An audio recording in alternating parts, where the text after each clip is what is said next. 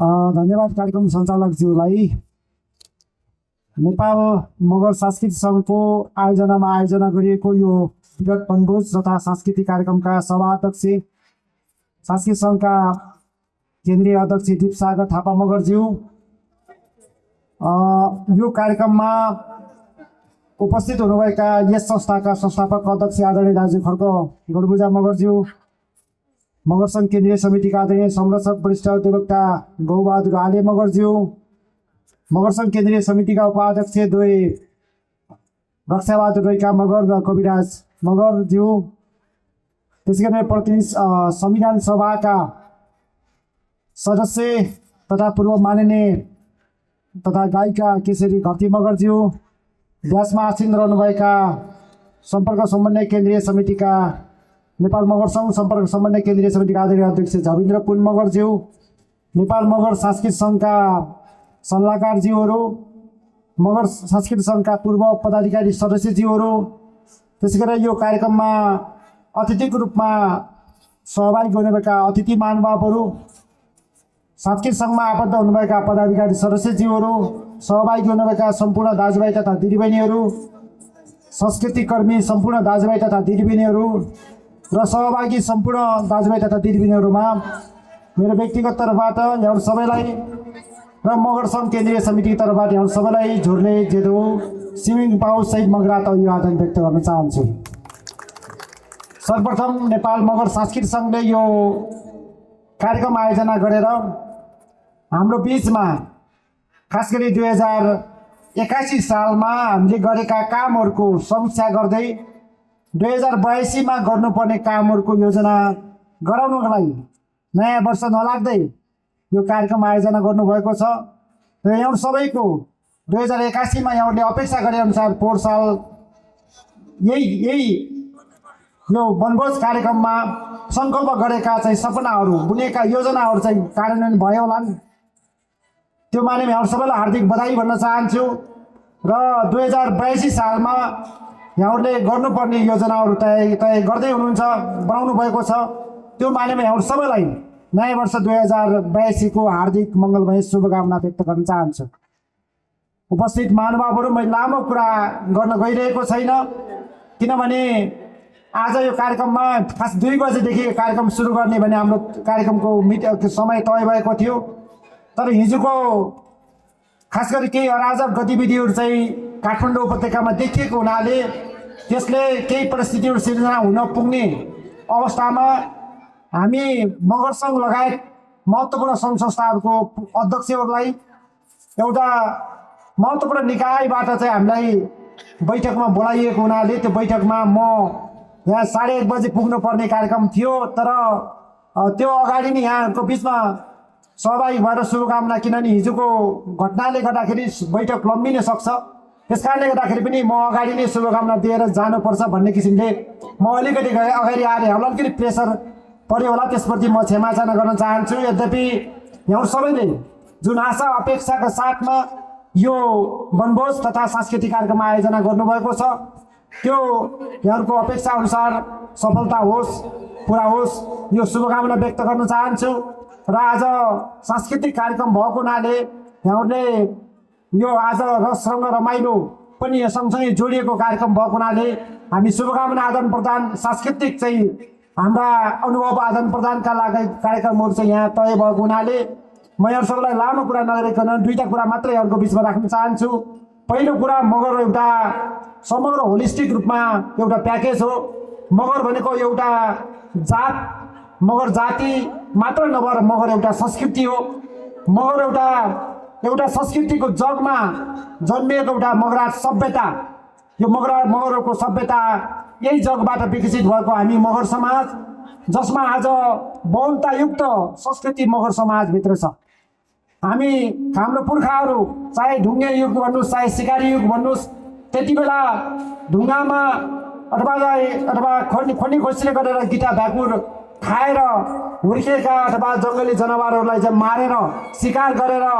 हाम्रो पुर्खाहरू हुर्किँदै गर्दाखेरि जीविकोपार्जन गर्दै गर्दाखेरि चाहिँ यो संस्कृतिको जन्म भयो। स्वाभाविक सभ्यता मगराज सभ्यताको जगमा जन्मिएको संस्कृति आज एउटै संस्कृति एउटै भूगोल मात्र नभइकन मगर समाजभित्र बृहत्तर खालका बहुआयामिक विविधतायुक्त संस्कृति मगर समाजभित्र छ। त्यस कारणले गर्दाखेरि यो बहुलतायुक्त र विविधतायुक्त मगर समाजभित्रको संस्कृति हामीभित्रको समस्या नभइकन यो हाम्रो सम्पत्ति हो। त्यस कारणले गर्दाखेरि नेपाल मगर सङ्घले यी हाम्रा सम्पत्तिहरूको रक्षा गर्नको लागि चाहिँ नेपाल मगर सांस्कृतिक सङ्घ जस्तो संस्था एउटा महत्त्वपूर्ण संस्था जन्माएको छ। यो संस्थाले मगर संस्कृतिभित्र मगर समुदायभित्र भएका चाहे पूर्वका हुर्रा होस्, चाहे पश्चिम गण्डकी क्षेत्रका कौरा होस्, धौलागिरी क्षेत्रका सोरठी मारुनी अथवा त्यो क्षेत्रका खास गरी चाहिँ घाटु लगायतका संस्कृति होस्, अथवा रोल्पा रुकुम क्षेत्रका पैसुरो सारङ्गे टप्पा लगायतका संस्कृति होस्, अथवा डोल्पा क्षेत्रमा रहेका मगरहरूको चाहिँ रुङ लगायतका संस्कृति होस्, यी सबै संस्कृति आजको दिनमा मगरहरूभित्र भएको एउटा महत्त्वपूर्ण सम्पत्तिको रूपमा चाहिँ आज हामी मगर समाजमा रहेको छ। यो समाजमा रहेको सम्पत्तिलाई हामीले एकले अर्कोलाई चाहिँ होइएचो नगरिकन हामीले एकले अर्कोलाई चाहिँ सम्मान गरेर सबै संस्कृति मगरका हुन्, सबै संस्कृति हाम्रो हो। त्यस कारणले गर्दाखेरि मैले जे जानेको छु जे बुझेको छु त्यति मात्रै मगरको संस्कृति नभनिकन नबुझिकन मैले नगरेको अथवा मेरो भूगोल क्षेत्रमा नभएको संस्कृति पनि मगरले गर्ने, अन्यत्र क्षेत्रमा गर्ने मगरले अवलम्बन गर्ने संस्कृति पनि मगरको संस्कृति हो भन्ने कुरा हामी सबैको दिल दिमागमा पस्न जरुरी छ। त्यो मानेमा मगर समाज र समुदायले दुईटा पर्व मान्ने गर्छ। पहिलो सांस्कृतिक पर्वको रूपमा, राष्ट्रिय सांस्कृतिक पर्वको रूपमा हामीले माघे सङ्क्रान्ति, काठमाडौँ टुडी खेल लगायत विश्वभरि बसोबास गर्ने मगरहरूले सबैले आफ्नो घर आँगनमा मनाउने गर्छौँ भने अर्को पर्व हामीले भूमे पर्व हामीले काठमाडौँ टुडी खेल लगायत विश्वभरि बसोबास गर्ने मगरहरूले पनि आफ्नो घर आँगनमा मनाउने गर्छौँ। यी दुवै संस्कृति मगर समाजको दुईटै यो पर्व मगर समाज र समुदायभित्रको एउटा महत्त्वपूर्ण सांस्कृतिक पर्व भएको हुनाले यसलाई हामीले यही किसिमले हामी एक आपसमा शुभकामना आदान प्रदान गर्दै मनाइरहेका छौँ। त्यस कारणले गर्दाखेरि आजको दिनमा मगर समाजभित्र एउटा मात्र संस्कृति नभइकन बृहत्तर खालको संस्कृतिहरू छ। यो संस्कृतिहरूको संरक्षण प्रवर्धन गर्ने, यसलाई दस्तावेजीकरण गर्ने, यसलाई लिपिबद्ध गर्दै हामीले समग्रमा मगरहरू सबै खालका मगरहरूलाई जोड्ने मगर दर्शन निर्माण गर्ने तर्फ नेपाल मगर सङ्घ केन्द्रीय समिति हामी लागेका छौँ। त्यस कारणले गर्दाखेरि अहिले हामीले सबैलाई आफ्नो क्षेत्र भूगोलमा भएका सबैले हामीले गीत गाएर होला, कसैले नाचेर होला, कसैले बाजा बजाएर होला, कसैले लेखेर होला, कसैले चाहिँ अनुभूत गरेर होला, कसैले अभ्यास गरेर होला, कसैले नयाँ पुस्तालाई चाहिँ हस्तान्तरण गरेर होला। यो मानेमा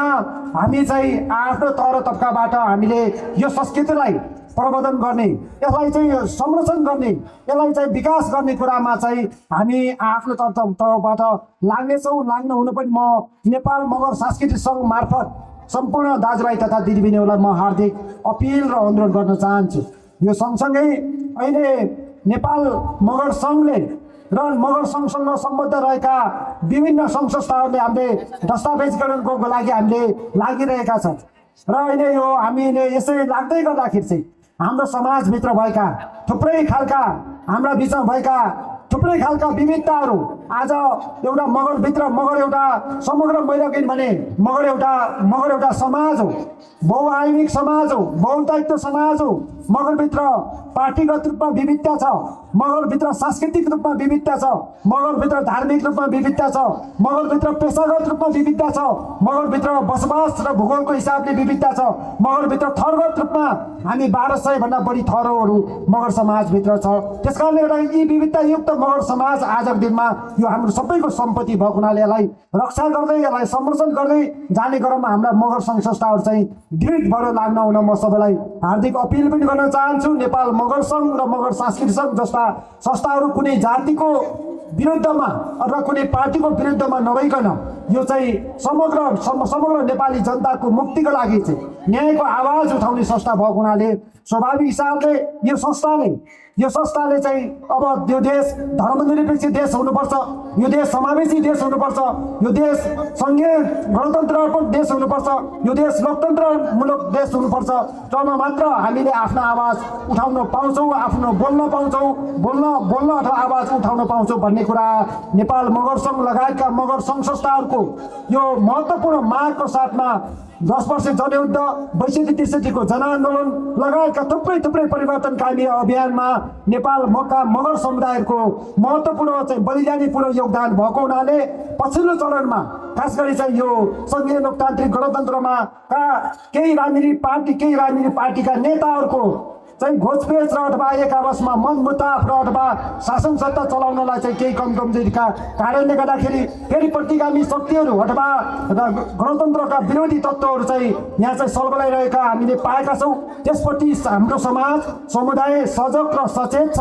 र सबैलाई पनि म अपिल गर्न चाहन्छु कि हामी यही संहितामा, यही गणतन्त्रमा, यही लोकतन्त्रमा मात्रै हामीले आफ्नो आवाजलाई प्रत्याभूत गर्न, प्रतिबिम्ब गराउन चाहिँ सक्ने र हुने भएको हुनाले पनि हामी कतै भावनामा, आवेगमा अथवा उत्तेजनामा हामीले चाहिँ विवेक गुमाएर हामी कसैको पछाडि लागेर चाहिँ हाम्रो आफ्नो चाहिँ समाज समुदायको अस्तित्वलाई चाहिँ फेरि सिद्धाउने काम हामी कसैबाट पनि नगरौँ भन्न चाहन्छु। र पक्कै पनि हामी आफ्नो अस्तित्वको रक्षाको लागि चाहिँ हामी लागेका छौँ। यो मानेमा तपाईँहरू सबैलाई हार्दिक मङ्गलमय शुभकामना व्यक्त गर्न चाहन्छु। र फेरि पनि अन्तिममा